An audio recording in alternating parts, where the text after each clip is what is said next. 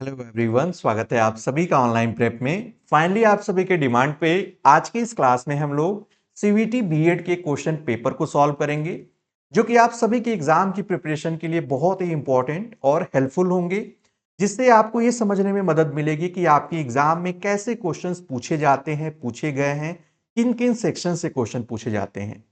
बिना किसी देरी के हम लोग शुरू करते हैं। आज हम लोग 2025 के क्वेश्चन पेपर को सॉल्व करेंगे। आपका एग्जाम जो होता है वो ऑनलाइन मोड यानी सीबीटी बेस्ड होता है। एग्जाम के कुछ महीनों बाद आपके क्वेश्चन पेपर ऑफिशियली प्रोवाइड कर दिए जाते हैं। कुछ इस तरीके से होते हैं और ये जो पेपर है ये सीओ क्यूपी 03 का है, जिसमें आपके total 75 questions different different topic से पूछे जाते हैं। कैसे क्वेश्चन पूछे गए थे उनको देखते हैं। पहला क्वेश्चन आपकी स्क्रीन पे है, आप सभी लोग आंसर भी देते रहेंगे। क्वेश्चन नंबर 1 है, man is born free but everywhere he is in chains, whose words are these. अब ऊपर आपको क्वेश्चन इंग्लिश में देखने को मिलेगा, नीचे हिंदी में। आप जो भी लैंग्वेज प्रेफर करते हैं उसमें आप पढ़ें, पॉज करके भी आप पढ़ सकते हैं और आंसर भी सोचें। हिंदी में है, मनुष्य जो है स्वतंत्र पैदा होता है लेकिन हर जगह वो जंजीरों में जकड़ा होता है। ये शब्द किसके हैं?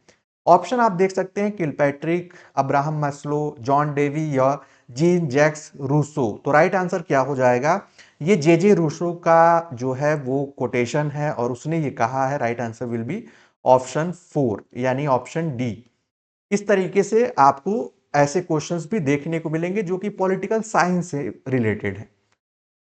अगला क्वेश्चन है, उससे पहले आपको बता दें कि अगर आप सीवीटी बीएड की प्रिपरेशन करना चाहते हैं तो आप हमारे ऐप ऑनलाइन प्रेप को डाउनलोड करके और बैचेस जो हैं ऐप में उनको बाय करके आप अपनी प्रिपरेशन कर सकते हैं। अगर आप 5 ईयर प्रीवियस क्वेश्चन पेपर चाहते हैं, आप सॉल्व पेपर चाहते हैं, तो वो भी आप को मिल सकता है ऐप पे भी, या आप वेबसाइट विजिट करके भी आप प्राप्त कर सकते हैं। मोर इन्फॉर्मेशन के लिए आप हम लोगों को इस नंबर पे 9450341308 पर व्हाट्सएप भी कर सकते हैं। अगला क्वेश्चन आपके स्क्रीन पे है, who among the following wrote a famous dissertation on Sanskrit grammar. Sanskrit grammar पे जो है सबसे प्रसिद्ध कृति जो है व्याख्यान लिखा है वो लिखा है पाणिनि ने। पाणिनि ने क्या व्याख्यान लिखा, उसका नाम क्या है, ये भी क्वेश्चन पूछा जाता है और ये क्वेश्चन कई बार रिपीट हुआ है। तो अष्टाध्यायी। तो राइट आंसर ऑप्शन फर्स्ट हो जाएगा। ये आप ऐसे क्वेश्चन भी पूछे गए थे। अगला क्वेश्चन है, the field study concern with the construction of thoughts process including remembering, problem solving and decision making is called. यानी कि स्मरण, समस्या समाधान और निर्णय लेने सहित विचार प्रक्रियाओं के निर्माण में संबंधित अध्ययन के क्षेत्र को कहा जाता है। तो ये जो अध्ययन का क्षेत्र है ये बेसिकली एक क्षेत्र का मतलब है कि किस से संबंधित है, क्या शिक्षा से संबंधित है, तो एक काफी स्पेसिफिक है।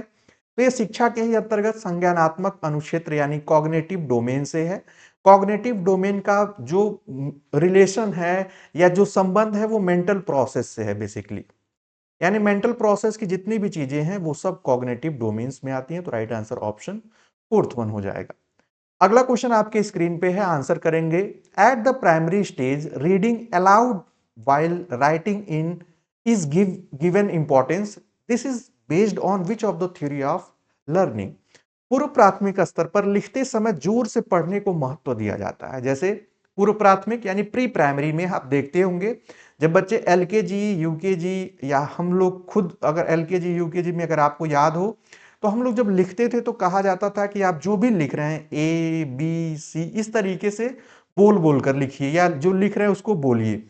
ये सीखने का जो सिद्धांत है ये बेसिकली कंडीशनिंग थियरी पर बेस्ड है, जिसे आप कंडीशनिंग या हिंदी में अनुकूलन थियरी या बेसिकली हिंदी में भी कंडीशनिंग ही कहा जाता है।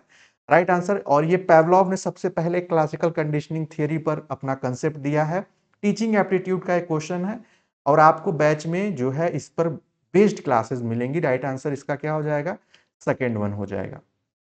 अगला क्वेश्चन है, arrange the given education minister HRD minister. आपको पता हो कि जो एजुकेशन मिनिस्ट्री है यानी कि शिक्षा मंत्रालय है उसका पुराना नाम एमएचआरडी है, जो ह्यूमन रिसोर्स डेवलपमेंट है, ministry of. In chronological order हमें बताना है कि ये जो शिक्षा मंत्री हैं या मानव संसाधन मंत्री रहे हैं इनका क्रम क्या है, यानी सीक्वेंस बताना है कि सबसे पुराने कौन है और सबसे नए, यानी एक क्रम में। और ये आपको दिया गया है, बहुत ही स्पेसिफिक दिया गया है, यानी कि न बहुत ओल्ड दिया गया है न बहुत लेटेस्ट दिया गया है। तो इस तरीके से भी क्वेश्चन आपके अंडरस्टैंडिंग बेस्ड पूछे जाते हैं, जो कि आप रट कर नहीं जा सकते हैं, आपको गेस भी करना पड़ सकता है। तो इसमें जो सबसे पुराने शिक्षा मंत्री हैं वो हैं फखरुद्दीन अली अहमद, यानी डी से शुरुआत होगी। और अगर आपने एक गेस कर लिया कि पहले यानी सबसे पुराने जो थे ये अप्रॉक्स 1966 के टाइम एमएचआरडी यानी एजुकेशन मिनिस्टर थे, तो ये क्या हो जाएगा राइट आंसर ऑप्शन यहां पर 3 हो जाएगा, क्योंकि डी से शुरुआत है, डी के बाद ये पहले हैं, बी आते हैं करण सिंह, तीसरे पे आते हैं केसी पंत और चौथे पे आते हैं पीवी नरसिम्हा राव। यानी डी से शुरुआत होगी, ए पे एंड होगा। राइट आंसर क्या हो जाएगा, ऑप्शन थर्ड वन हो जाएगा। इस प्रकार से जो है आपके एग्जाम में क्वेश्चंस पूछे जाते हैं, ये आपको यहां पर देखना पड़ेगा और समझना होगा।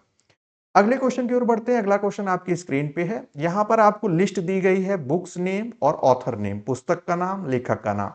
और इसके लिए स्पेसिफिक हम लोगों ने ऐप में जो है वो आपको पीडीएफ प्रोवाइड कर रखा है, जो कि बहुत ही बेसिक और बहुत ही इजी क्वेश्चंस है ये, अगर आप इनको जानते हैं।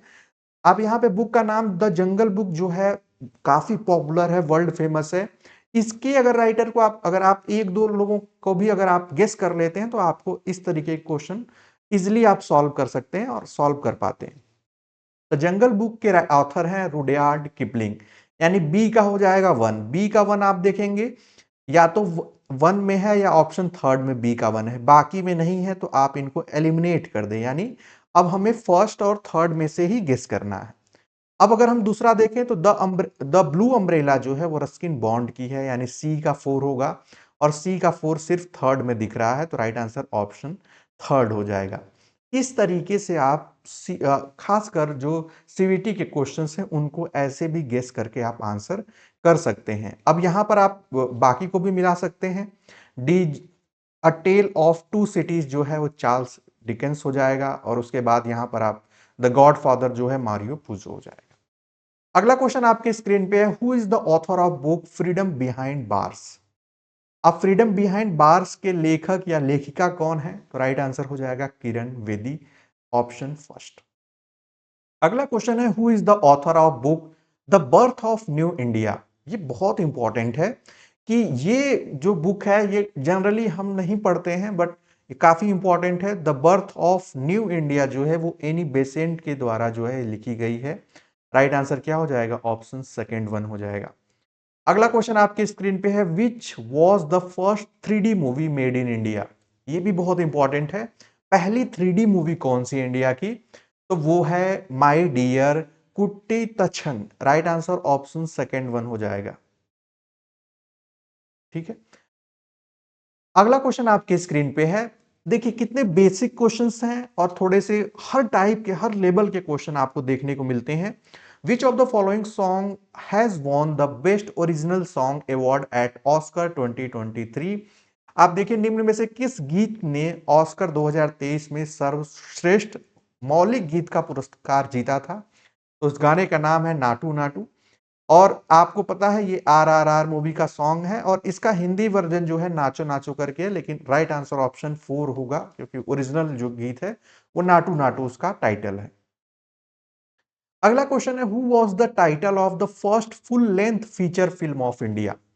फुल लेंथ थी, यानी भारत की पहली पूर्ण लंबाई वाली फीचर फिल्म का शीर्षक क्या था, तो वो थी राजा हरिश्चंद्र, ऑप्शन फोर्थ।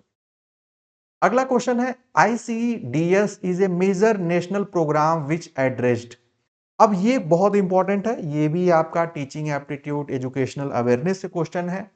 ICDS जो है इसको इसको एस्टेब्लिश किया गया था 1975 में।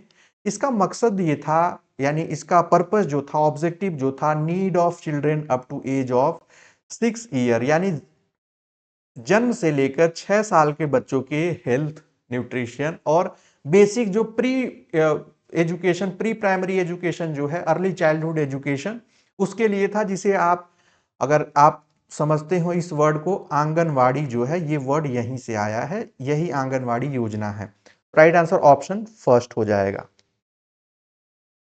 अगला क्वेश्चन आपके स्क्रीन पे है, BC Roy award is given in the field of. बहुत इंपॉर्टेंट क्वेश्चन है, बार बार रिपीट होता है क्वेश्चन अलग अलग एग्जाम्स में।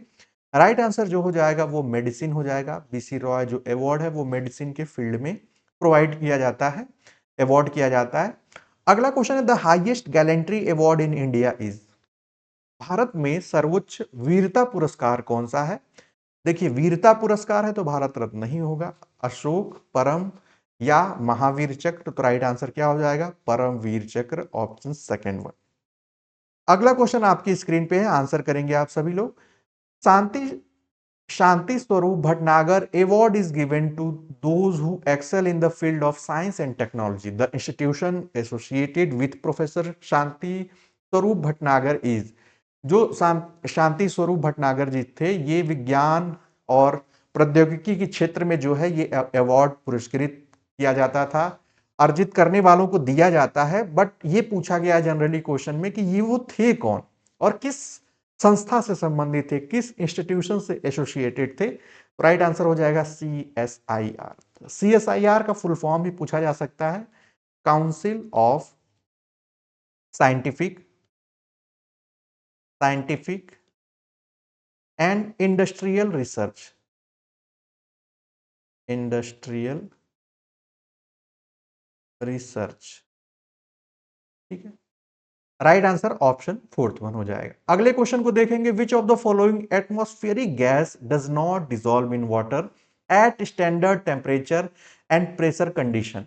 साइंस का क्वेश्चन है। अब ये एक तरीके से एक फैक्चुअल क्वेश्चन है। स्टैंडर्ड टेम्परेचर क्या होता है? तो 0 डिग्री सेल्सियस।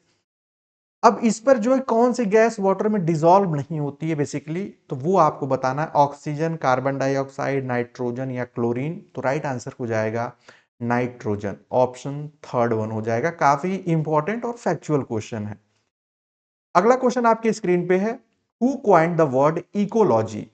पारिस्थितिकी यानी इकोलॉजी शब्द किसने गढ़ा है और ये पहली बार प्रयोग कब हुआ? इस तरीके के भी क्वेश्चन जो है पूछे जाते हैं। तो अर्नेस्ट हैकल ने जो है इसको फर्स्ट टाइम जो है एक तरीके से इस वर्ड को गढ़ा था 1869 में। और आगे चलकर एक और वर्ड आया इसी से रिलेटेड, इसको भी आप फैक्ट के फॉर्म में लिख सकते हैं, इकोसिस्टम। तो इकोसिस्टम जो वर्ड एग्जिस्ट करता है वो 1935 में। तो ये दोनों पॉइंट जो हैं, अब ये क्वेश्चन जो है आपका, ये किस चैप्टर से है इसको आपको समझना होगा। ये ईवीएस इन्वायरमेंटल स्टडीज के से है। और इस यानी 2025 में ईवीएस से कई क्वेश्चन पूछे गए हैं। देखिए, ये भी क्वेश्चन ईवीएस से, क्वेश्चन नंबर 18। पहले नहीं क्वेश्चन पूछे जा रहे थे, बहुत कम क्वेश्चन आ रहे थे इससे। In the pyramid of biomass which among the following will have the highest biomass.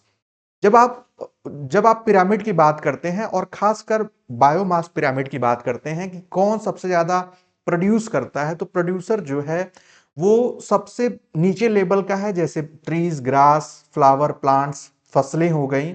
यानी कि जो प्राइमरी प्रोड्यूसर है वो सबसे अधिक बायोमास होता है, उसमें सबसे अधिक उत्पादन है सब। और इसी पर जो आगे यानी सेकेंडरी कंज्यूमर है, टर्सरी है, आगे हम लोग देखेंगे फूड चेन में, ये इसी पर डिपेंड होते हैं।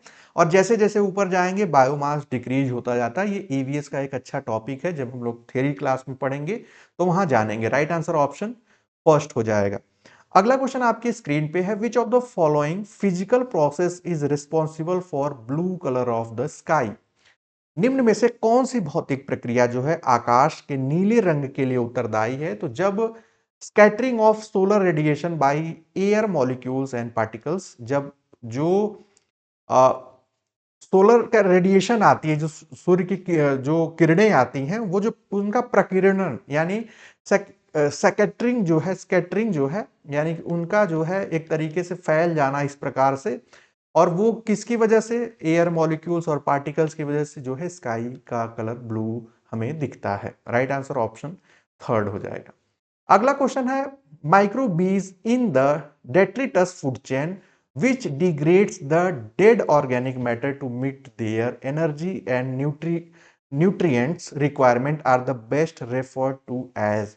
अब फूड चेन को समझ लीजिए। यहां पर फूड चेन जो होती है, शुरुआत होती है प्रोड्यूसर से, जो प्रोड्यूस होता है। फॉर एग्जांपल घास या फसलें जो हैं उनको खा वो सूर्य और पानी यानी कि रोशनी, सूर्य की रोशनी से और पानी की मदद से वो खुद उगते हैं। उनको कंज्यूम कौन करता है? खाते हैं। एक एग्जाम्पल लेते हैं, वो टिड्डे खाते हैं। टिड्डों को या इस तरीके के जो इंसेक्ट्स हैं, कीट पतंगे हैं, उनको फ्रॉग्स यानी मेढक, मेढक को कंज्यूम करता है स्नैक। अब स्नैक को खाएगा ईगल या बाज, हॉक। अब फिर जब ये डेड हो जाएगा तो इसको भी खाने वाले छोटे छोटे जो हैं वो फंगीज हैं, बैक्टीरिया हैं, कि वो उन्हीं फंगीज और बैक्टीरिया जो कि मरे हुए लोगों को खाने के काम करते हैं, वो कहलाते हैं सैप्रोफाइट्स यानी मृत जीवी। राइट आंसर ऑप्शन थर्ड हो जाएगा। ये क्वेश्चन बेसिकली आपको उस माइक्रोबीज से पूछा गया है जो कि सबसे लास्ट, जो इसके इस चेन में सबसे लास्ट है। अब ये जब इनको खाएगा तो फिर उसके बाद वहां पर भी फिर उस तरीके से पौधे उगाएंगे, यानी वो एक तरीके से वो डिसॉल्व हो जाएगा सॉइल में, मिट्टी में। तो राइट आंसर ऑप्शन थर्ड हो जाएगा। अगला क्वेश्चन हम लोग देखते हैं आपकी स्क्रीन पे। Question, which of the following soil type is the most suitable for plant growth. अब यहां पर देखेंगे आप, अभी जो कितने क्वेश्चन आपके ईवीएस से आए हैं, आप यहां पे देखेंगे first, second, third, fourth and fifth, ये पांचवा क्वेश्चन आपके ईवीएस से है। इसलिए इस बार ईवीएस सेक्शन को हमें और अच्छे से पढ़ना पड़ेगा। इसमें सबसे जो सुटेबल है सॉइल टाइप प्लांट ग्रोथ के लिए यानी पौधों के लिए, वो है लोमी सॉइल यानी कि दोमट मिट्टी। Option third will be the right answer. अगला क्वेश्चन आपकी स्क्रीन पे है। यहां पे एक काफी इंपॉर्टेंट क्वेश्चन है, ये भी कुछ ईवीएस से या थोड़ा सा साइंस रिलेटेड हो जाता है, जिसमें नेम ऑफ इंटरेक्शन दिए गए हैं और स्पीसीज दिए गए हैं। म्यूचुअलिज्म, कमेंसलिज्म, कंपटीशन और प्रिडेशन। अब यहां पर यह कहा गया है कि जो म्यूचुअलिज्म होता है, जैसे जब एक मधुमक्खी जो है पौधों पर जाकर बैठती है और उनसे रस लेती है, तो इससे उससे भी फायदा होता है, वो रस लेती है पौधों से। अगर मैं अब यहाँ पे फूल बना सकूं थोड़ा बहुत आपके समझने के लिए, तो कुछ इस तरीके से अगर इस पे बीज बैठती हैं तो इससे उनको भी फायदा होता है, और पॉलिनेशन होता है इन पौधों में या इन फूलों में। तो इनसे दोनों लोगों का जो फायदा होता है, जो बेनिफिट होता है, वो प्लस प्लस के साइन में, यहाँ पर प्लस, माइनस और जीरो। प्लस का मतलब बेनिफिट से है, माइनस का मतलब उनको लॉस से है, और जीरो का मतलब है कि कोई इंपैक्ट नहीं पड़ रहा है, नो इफेक्ट, ऐसे इससे समझते हैं आप।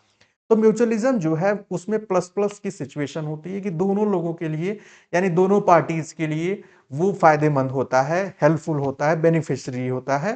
तो यहां पर बेनिफिशियल होता है, तो यहां पर ए का टू हो जाएगा। ए का टू आप देखेंगे तो सेकंड में भी है, थर्ड में भी, फोर्थ में भी है। अब हमें एक दूसरे को भी ढूंढना पड़ेगा, और ये थोड़ा सा ऐसा क्वेश्चन है कि जो लोग साइंस बैकग्राउंड से होंगे, आई होप वो भी जो बायोलॉजी पढ़े होंगे, उन्हें थोड़ा सा ये समझ में आ रहा होगा कि ये क्वेश्चन किस टॉपिक से पूछा गया है।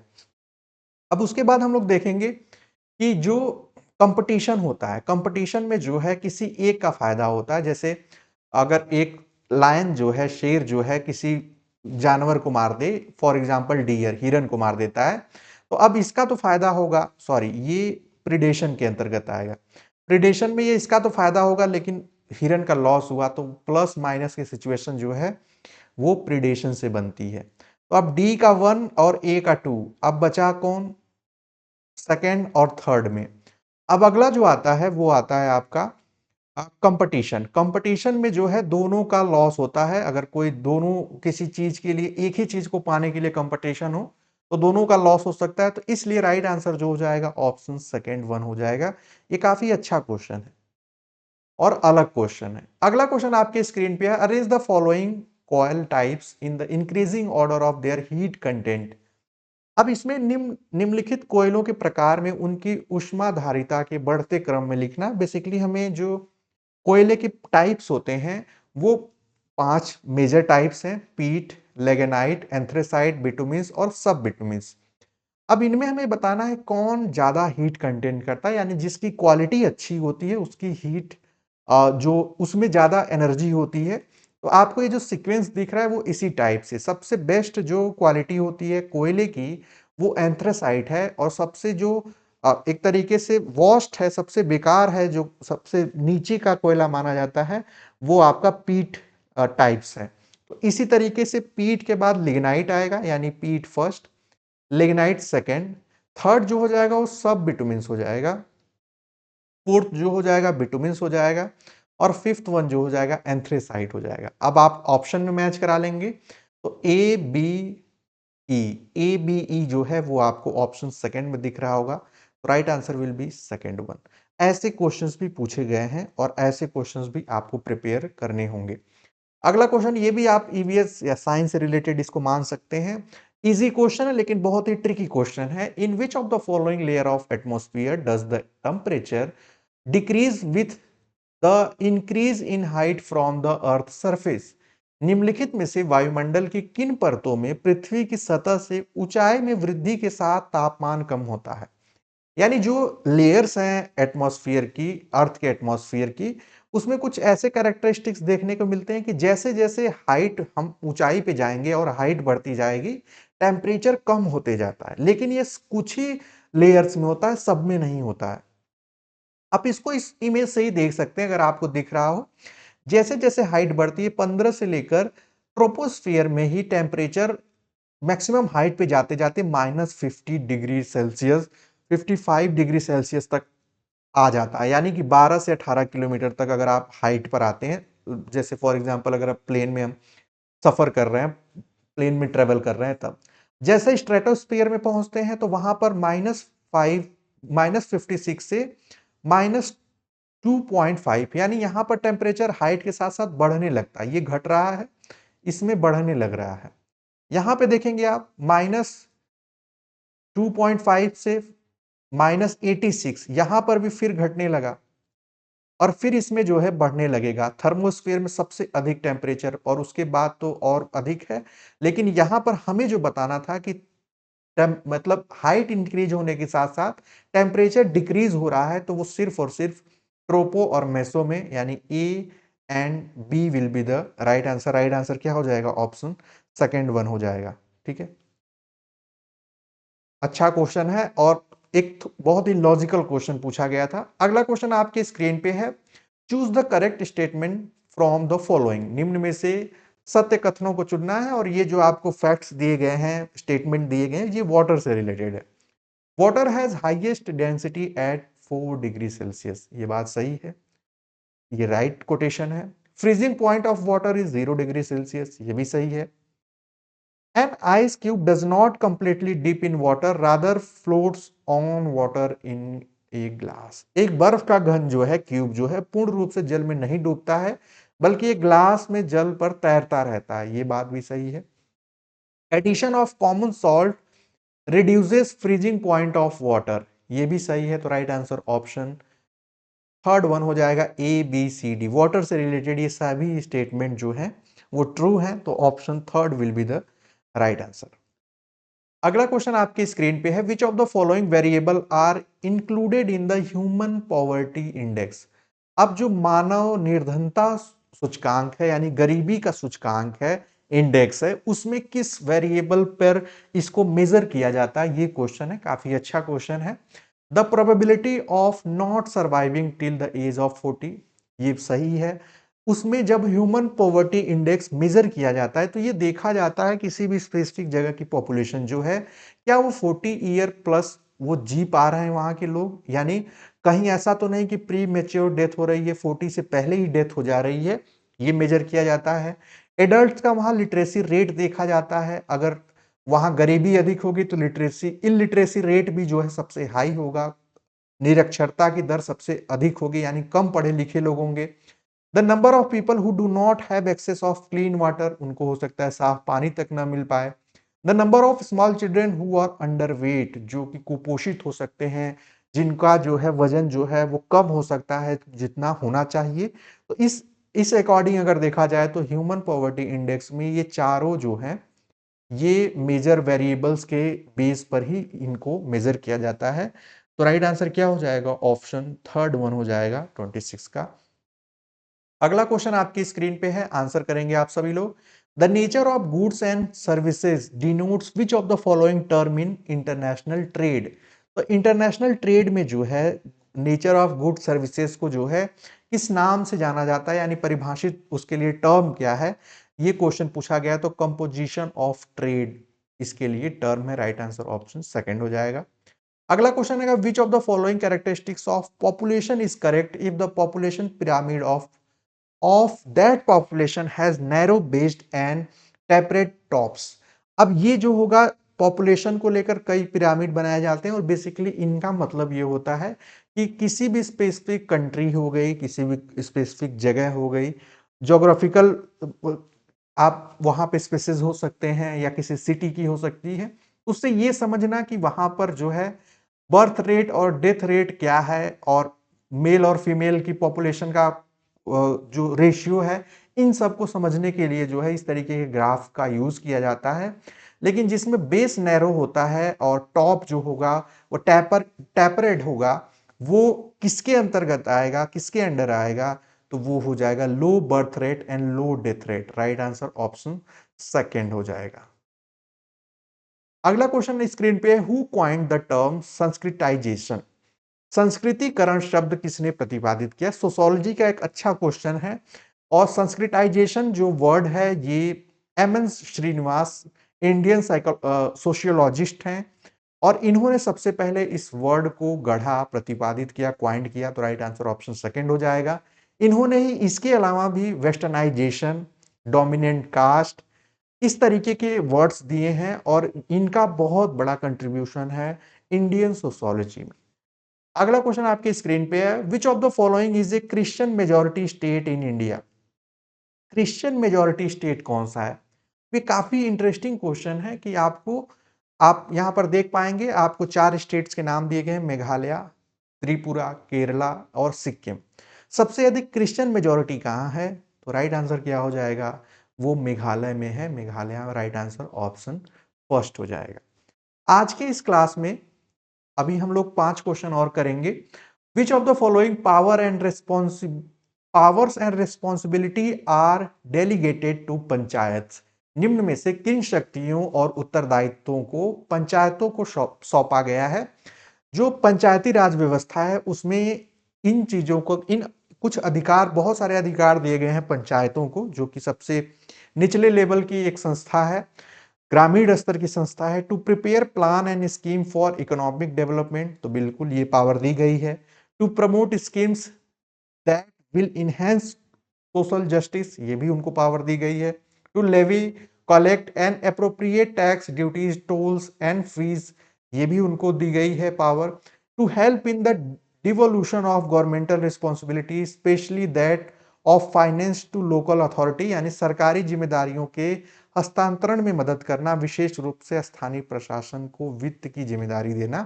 तो राइट आंसर, यानी कि ये सभी इस तरीके की रिस्पॉन्सिबिलिटी दी गई है। तो right answer option third one हो जाएगा। अगला क्वेश्चन आपकी स्क्रीन पे है which of the following is not a feature of social movement. जो सामाजिक आंदोलन होते हैं, और ये क्वेश्चन जो है ये आपका पॉलिटिकल साइंस सोशियोलॉजी से रिलेटेड क्वेश्चन है कि जो सोशल मूवमेंट होते हैं उसका कौन सा फीचर नहीं है। जब भी कोई सोशल मूवमेंट होता है, बड़े से बड़ा आंदोलन होता है, जो उस आंदोलन का एक फीचर ये होता है कि उसमें लीडरशिप होती है। यानी एक एक लीडरशिप होगी, कोई एक लीडर होगा, एक स्ट्रक्चर होगा उसका, उसमें ऑर्गेनाइजेशन होगा, कुछ लोग लीडर होंगे, कुछ लोग फॉलोअर होंगे और उसमें सबके अपने काम बटे हो सकते हैं। सस्टेन्ड कलेक्टिव एक्शन, उसमें सामूहिक कार्यवाही होती है लगातार, तभी वो आंदोलन का रूप लेता है। लेकिन किसी भी आंदोलन को उसका फीचर ये नहीं होता, क्योंकि हमसे नॉट पूछा गया है। तो support of government and state, यानी कि सरकार और राज्य का समर्थन नहीं होता है ऐसे सोशल मूवमेंट को, क्योंकि यहाँ पर जब सोशल मूवमेंट लग गया तो इसमें इस तरीके की सरकार और राज्य की हेल्प का कोई मतलब नहीं है। तो राइट आंसर ऑप्शन फोर्थ हो जाएगा, नॉट पूछा गया था। Identify the sequence of art forms in India from east to west. अब आर्ट से भी, आर्ट्स, योगा, स्पोर्ट्स से क्वेश्चन आपके एग्जाम में आते हैं। तो कई नाम है आर्ट्स के, हमें बताना है ईस्ट टू वेस्ट जो है उसके उस क्रम में, जो ईस्ट इंडिया में हमें देखने को मिलता है ईस्ट साइड, और उसी तरीके से वेस्ट साइड होते हुए। तो इसको अगर हम देखेंगे तो इसको अब आपको याद होगा, तभी आप इस तरीके क्वेश्चन कर पाएंगे। पहला है भवानो, फिर जात्रा, उसके बाद रामलीला, उसके बाद है दशावतार और मार्च। अगर हम इसको देखें तो ये सीक्वेंस तो ऊपर से 3 सही है और नीचे जो है ये, हाँ, यहाँ पे जो है ये हो जाएगा ऊपर मार्च, लास्ट में दशावतार हो जाएगा, तो right answer option third one होगा। अगला क्वेश्चन आपके स्क्रीन पे, which of the following idea does the concept of sustainability in human development refers to. जो सस्टेनेबिलिटी है, सस्टेनेबल डेवलपमेंट है, उसके लिए कौन सा कंसेप्ट है और वो कंसेप्ट क्या है ये हमें यहां बताना है। ऑप्शन आप देखेंगे, continuity in the availability of opportunities, तो ये बात सही है। All environmental, financial and human resources must be used keeping in the mind of future. Sustainable development का मीन ही होता है कि हम जो भी रिसोर्सेज हैं, ह्यूमन रिसोर्सेज, उनका ऐसा यूज करें कि वो फ्यूचर तक चले, ऐसा ना हो कि बहुत जल्दी खत्म कर दें हम उसको। Each generation must ensure the availability of choices and opportunity to to its future generation। यानी हमारी भी ये जिम्मेदारी है कि प्रत्येक पीढ़ी को जो है वो सारे अवसर और वो विकल्प मिले, तो ये भी सही है। लेकिन each future generation must have higher opportunity at least double then their previous. तो ऐसा नहीं है सस्टेनेबल डेवलपमेंट में कि हम ये कोशिश करते हैं कि हमसे दुगना उनको अवसर मिले, बल्कि जो हमें अवसर मिल रहा है वो मिले उनको, वो हम उसको क्या है उसको सुनिश्चित करते हैं, उसको इंश्योर करते हैं। तो ये बी नहीं होगा, तो यानी कि बी को छोड़कर A C D will be the right answer, option second will be the right answer. अगला क्वेश्चन आपके स्क्रीन पे, who was the founder of Indian National Congress. बहुत इजी और इंपॉर्टेंट क्वेश्चन है, यानी ऐसे क्वेश्चन भी पूछे गए हैं, तो राइट आंसर क्या हो जाएगा, AO Hume, option third will be the right answer. इस क्लास में हम लोगों ने 1 to 35 क्वेश्चन नंबर 35 तक सॉल्व किया है, देखा है, आंसर देखा है, समझते गए हैं। अगली क्लास में हम लोग 36 to 75 को सॉल्व करेंगे, यानी ये आज की इस क्लास में ये पार्ट 1 है और अगली क्लास जो होगी वो पार्ट 2, इसके आगे के क्वेश्चंस को हम लोग देखेंगे और आप कमेंट करके भी हमें बताएंगे। और एक बार फिर से रिवाइज आपको रिकॉल करा दें कि अगर आप बैचेस ज्वाइन करना चाहते हैं तो बहुत ही मिनिमम फी में आप सीवीटी बीएड की प्रिपरेशन कर सकते हैं हमारे ऐप ऑनलाइन प्रेप से जुड़कर। और आपको अगर इसी तरीके से पेपर विद सॉल्यूशन आंसर की क्वेश्चन पेपर चाहिए तो आप ई बुक भी डाउनलोड कर सकते हैं, बाय कर सकते हैं। onlineprep.co.in हमारी वेबसाइट है, उस पर विजिट करके। तो ये थी आज की क्लास, अगली क्लास में इसके आगे के क्वेश्चंस के साथ मिलेंगे। तब तक के लिए bye bye, take care and keep watching.